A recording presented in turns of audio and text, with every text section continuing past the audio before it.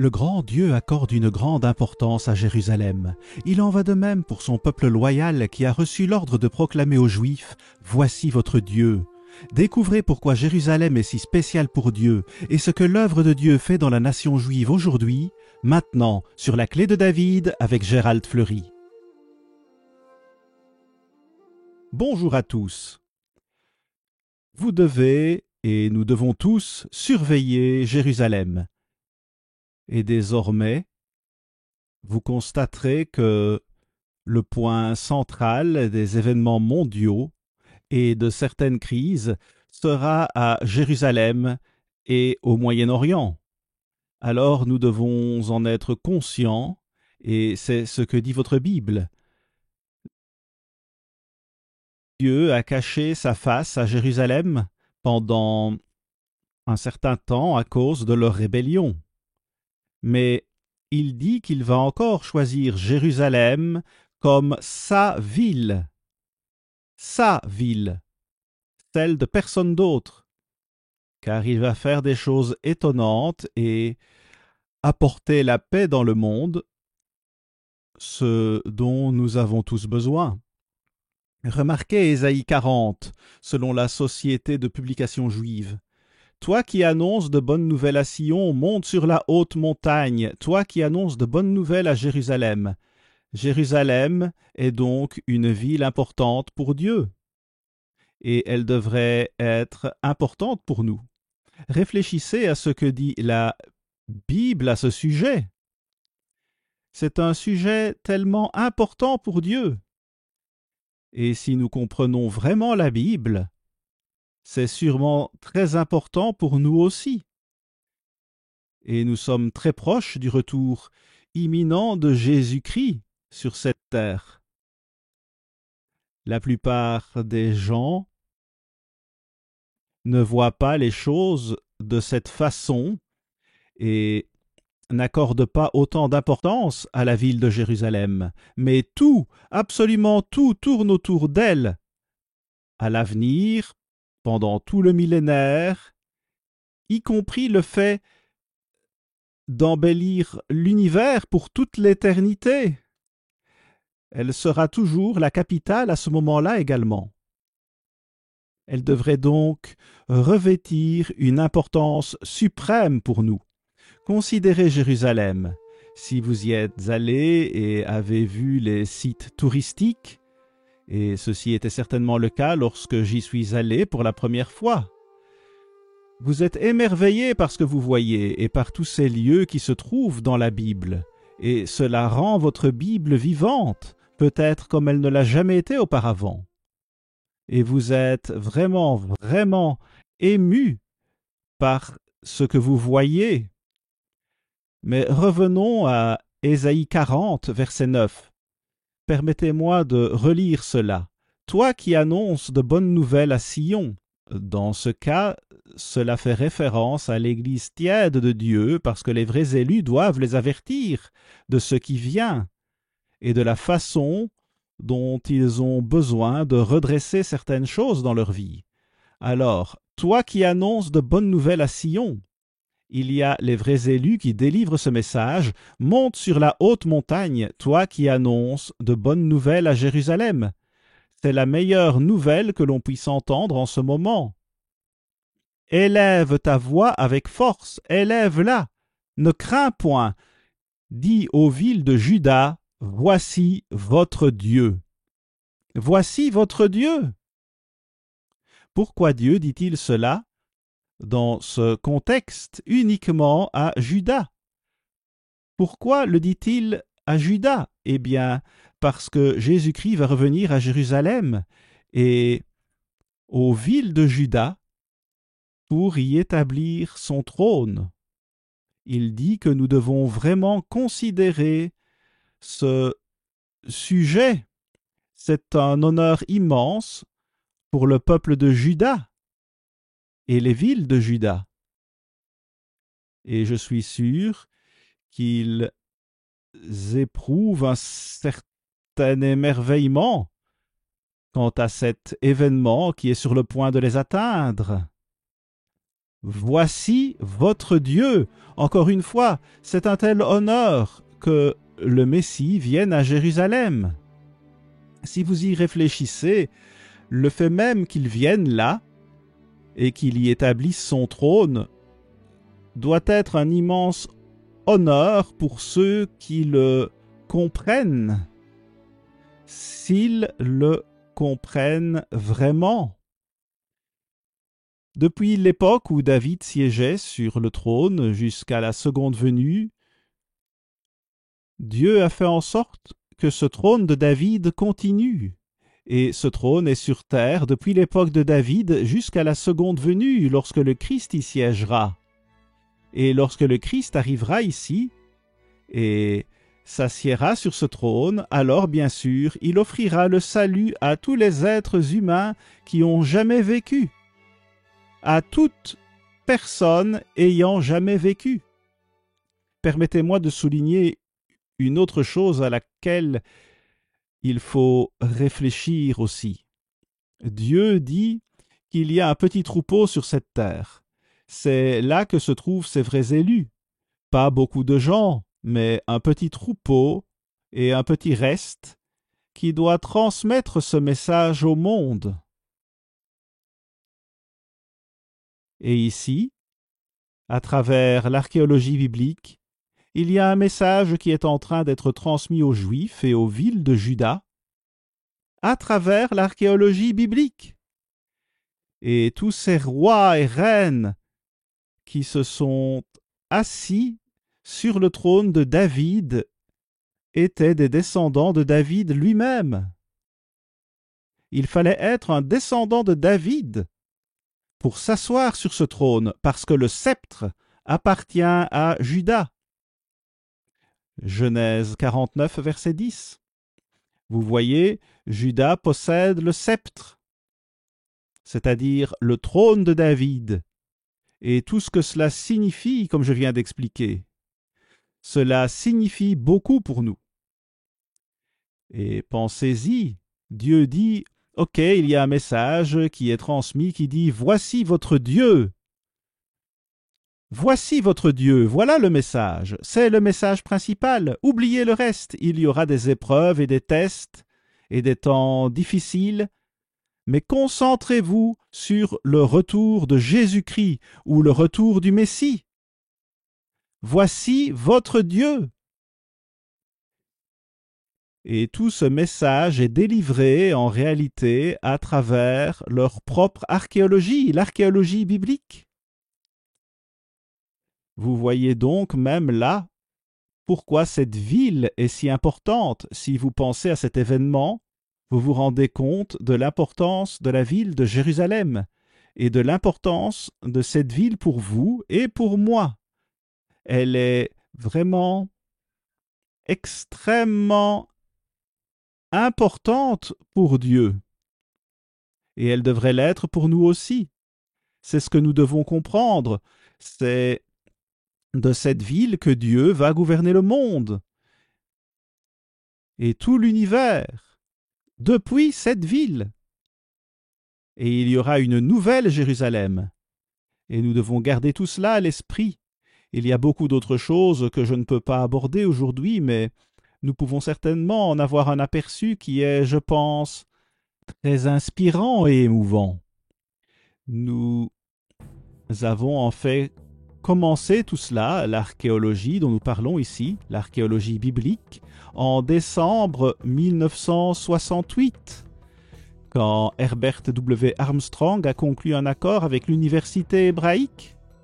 Et après la guerre qu'ils ont eue là-bas en 1967, ils ont bien sûr conquis la vieille ville et ils ont pu commencer à avoir ce projet archéologique le plus important au monde, de loin à mon avis. Aujourd'hui, nous continuons à travailler avec l'université hébraïque en menant des fouilles pour trouver des artefacts à Jérusalem et nous avons fait des découvertes étonnantes dont je vous parlerai au fur et à mesure. Mais permettez-moi de vous lire le psaume 102, verset 15, pour vous montrer comment la Bible parle de l'archéologie biblique, de son importance et du fait qu'elle mène directement à la seconde venue du Christ. C'est ce que disent de nombreuses prophéties. Remarquez le verset 15 du psaume 102, « Car tes serviteurs en aiment les pierres, ils en chérissent la poussière. » Nous prenons plaisir à cela, parce que nous nous en inspirons de bien des façons. Le verset 14 nous dit que le temps fixé est à son terme. C'est le temps fixé pour que Dieu montre sa faveur à Sion, son Église, et surtout à ses élus. Quelle faveur il accorde à son peuple de participer à ce grand projet d'archéologie à Jérusalem, et nous sommes honorés d'en faire partie et d'être présents lors de ces moments vraiment importants. Le verset 17 dit « Oui, l'Éternel rebâtira Sion, il se montrera dans sa gloire. » Écoutez bien, voilà le contexte ici. Et lorsque vous voyez tous ces messages d'archéologie biblique adressés à Juda, et même au monde à bien des égards, alors cela mène tout droit à la gloire de la seconde venue du Christ. C'est en fait un signe de l'imminence de cette venue. C'est pourquoi nous avons bien sûr un magazine destiné à Juda et à la ville de Jérusalem intitulé « Laissez parler les pierres ». Ces pierres ont vraiment un message qui est envoyé aux villes de Juda et au monde entier, si le monde s'y intéresse. Et il devrait le faire, parce qu'il s'agit de nous tous, de toute l'humanité. Et oh, comme c'est inspirant! Puis au verset 16, il est écrit « Alors les nations craindront le nom de l'Éternel, et tous les rois de la terre ta gloire. » Oui, le monde entier va être amené à Jérusalem lorsque les gens se tournent vers Jérusalem et toute cette gloire, la paix que le monde recherche, la joie et le bonheur arriveront sur cette terre. Et c'est pour très bientôt. Voici votre Dieu. C'est de cela qu'il s'agit. Et combien de personnes le comprennent vraiment? Remarquez le livre d'Ézéchiel, c'est un livre de prophétie pour le temps de la fin. Et nous avons une brochure gratuite sur le livre d'Ézéchiel que nous vous enverrons si vous en faites la demande. Ézéchiel 48, verset 11 dit ceci. « Elle appartiendra aux sacrificateurs consacrés, aux fils de Tsadok, qui ont fait le service de mon sanctuaire, qui ne se sont point égarés lorsque les enfants d'Israël s'égaraient, comme s'égaraient les Lévites. Les ministres et le peuple se sont égarés. » Eh bien, c'est quand même pour ce temps, aujourd'hui, pour ce temps de la fin. Il parle de l'Israël spirituel de Dieu. Ils se sont détournés de Dieu. Ils connaissent Dieu, ou plutôt l'ont connu. 95% d'entre eux se sont détournés. Mais il y a ici un petit nombre d'élus qui s'accrocheront toujours au trône de David, tout comme Tsadok l'a fait dans le passé. Du tout début à la toute fin du règne de David, il était toujours là, soutenant David, soutenant le trône de David et soutenant Dieu, parce que tout cela est l'opération de Dieu. Il y a donc cette merveilleuse promesse faite à David au sujet de ce trône, puis il y a toute une prophétie sur la façon dont Dieu mesure déjà la ville pour se préparer à construire le temple d'Ézéchiel. La dernière phrase du verset 15 dit « Et la ville sera au milieu ». Il s'agit de Jérusalem, la capitale du monde. Verset 17, la ville aura une banlieue de 250 khan au nord, de 250 au midi, de 250 à l'orient et de 250 à l'occident. Tout est mesuré, tout est bien organisé. Cette ville va être magnifique, comme aucune ville ne l'a jamais été sur cette terre. Cette Jérusalem qui vient sera spectaculaire quand le Christ régnera sur elle et quand le Père descendra avec la nouvelle Jérusalem. Elle aura la moitié de la taille des États-Unis d'Amérique. C'est le genre de ville qu'elle sera alors. Puis le verset 30 dit « Voici les issues de la ville ». Et ainsi de suite. Toutes ces choses sont mesurées. Puis au verset 35, « Circuit, 18 000 cannes ». Et dès ce jour, le nom de la ville sera « L'Éternel est ici ». Qu'en pensez-vous? Ézéchiel prophétise sur cette époque glorieuse et il dit que la ville, à partir de ce jour, s'appellera « L'Éternel est ici », c'est son nom. Eh bien, c'est un autre nom pour elle. L'Éternel est là. Remercions Dieu pour cela. Nous rendons-nous compte de ce que tout cela signifie pour nous? Les gens auront bientôt le bonheur, la joie, le succès et la richesse, sans jamais avoir à endurer ce qu'ils sont sur le point d'endurer, s'ils ne se tournent pas vers Dieu. Dieu veut que nous nous tournions vers lui, et les gens ne le font pas comme ils le devraient, mais l'Éternel est là. Vous voyez, il sera là, il régnera, et tout sur cette terre tournera autour de ce trône à Jérusalem. Quelle époque spectaculaire ce sera! L'une des principales raisons pour lesquelles Dieu a ouvert une porte pour que cette œuvre participe à une fouille archéologique à Jérusalem est d'amplifier le message du temple d'Ézéchiel. Les mesures sont déjà en cours pour que la construction de Jérusalem puisse s'accomplir lorsque le Christ arrivera. Et tout cela est expliqué en détail. J'ai déjà écrit à ce sujet comme suit. Que se passera-t-il lorsque tous les gouvernements de ce monde s'effondreront?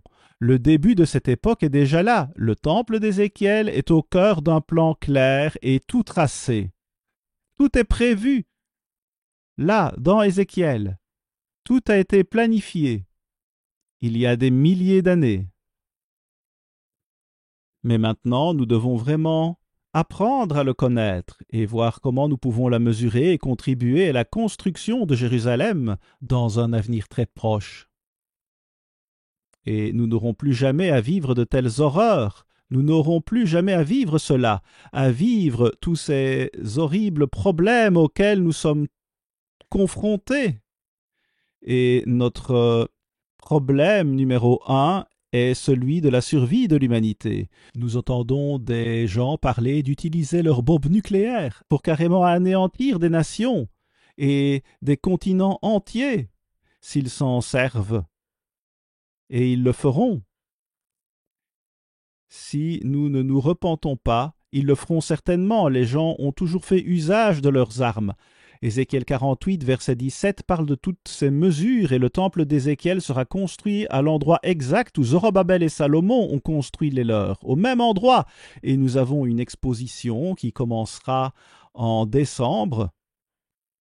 Si tout se passe bien, elle portera sur les rois David et Salomon. Le titre de cette exposition sera « Les rois David et Salomon découverts ». Tous les artefacts, à l'exception de 2 bulles, proviendront de l'âge du fer 2, c'est-à-dire la période allant de 1000 avant Jésus-Christ à 900 avant Jésus-Christ, qui correspond à l'époque de David et Salomon. Nous aurons un artefact concernant Salomon, la reine de Saba, et l'encens sur lequel j'ai écrit un article récemment. Mais nous aurons cet artefact sur place pour que les gens puissent le voir. Il renvoie à l'histoire et à ce qui s'est passé, dans une certaine mesure, entre Salomon et la reine de Saba, dont il est question dans votre Bible. Quel avenir cela nous indique! Et aussi, ce sera la première fois que cette inscription est exposée au public. Nous présenterons donc les preuves historiques et archéologiques qui étayent la description biblique d'Israël au cours des règnes de David et Salomon lors du Xe siècle avant Jésus-Christ. David a vaincu les Jébusiens et le nom de la ville de Jérusalem à l'origine était Jébus. Et David les a conquis alors que personne d'autre ne pouvait le faire pendant des centaines d'années. Mais il savait que Dieu voulait que Jérusalem soit conquise par Israël et qu'elle appartienne à Juda. Et c'est de cette histoire que nous allons vous parler et nous vous enverrons des ouvrages qui vous expliqueront tout cela. Nous avons contribué à la découverte du palais de David à Jérusalem. Et tout porte à croire qu'il s'agit bien de ce palais. Certains murs font 3 mètres de large. Et si vous allez plus loin, vous en trouverez d'autres qui font 16 mètres de large. Et l'ingénierie est spectaculaire. Les gens peuvent en parler et la critiquer autant qu'ils le veulent, mais je vous dis que c'est spectaculaire. Et nous devons garder cela à l'esprit. Nous devons également nous souvenir de la muraille que Salomon a construite autour de Jérusalem. C'est dans 1 Roi 9, verset 15. Voici ce que feu le docteur Eliat Mazar a dit à propos de ce mur qui entourait Jérusalem. Le mur de la ville qui a été découvert témoigne de la présence d'un dirigeant, a déclaré le docteur Eliat Mazar à la trompette peu de temps après sa découverte en 2010. Sa force et sa forme de construction indiquent un haut niveau d'ingénierie. Il y avait là des pierres qui n'avaient jamais été dépassées en taille jusqu'à ce qu'Hérode entre en scène et construise tous ces bâtiments. Alors de quoi devons-nous nous préoccuper ici? Il y a toujours des gens qui critiquent la Bible. Et il y a toujours des gens qui n'ont rien à voir avec Dieu, mais si nous croyons Dieu et prouvons ce qu'il fait, on sera inspiré, ému, remué et heureux comme jamais auparavant dans la vie. Ce sera merveilleux à bien des égards, à bien des égards. Permettez-moi de vous relire ce que j'ai lu au début. Ésaïe 40, verset 9, une fois de plus. Toi qui annonces de bonnes nouvelles à Sion, ce sont de bonnes nouvelles, c'est la meilleure nouvelle que vous puissiez entendre. Monte sur la haute montagne. Il y a une haute montagne ici. C'est la cité de David où les fouilles sont en cours. Et nous venons de terminer des fouilles là-bas avec nos étudiants qui ont aidé et soutenu l'université hébraïque. Toi qui annonces de bonnes nouvelles à Jérusalem, nous avons de bonnes nouvelles pour Jérusalem. Et de bonnes nouvelles pour tous ceux qui se concentreront sur cela. C'est la meilleure nouvelle que l'on puisse entendre. Élève ta voix avec force, élève-la, ne crains point. Dis aux villes de Juda, toutes les villes de Juda, dis-le à travers cette archéologie. Le message est dans l'archéologie et les découvertes qu'on fait. Dis aux villes de Juda, voici votre Dieu. Voici votre Dieu. Tout tourne autour de la seconde venue de Jésus-Christ, et cette archéologie biblique mène tout droit à la venue du Messie. À la semaine prochaine, ici Gérald Fleury. Au revoir les amis.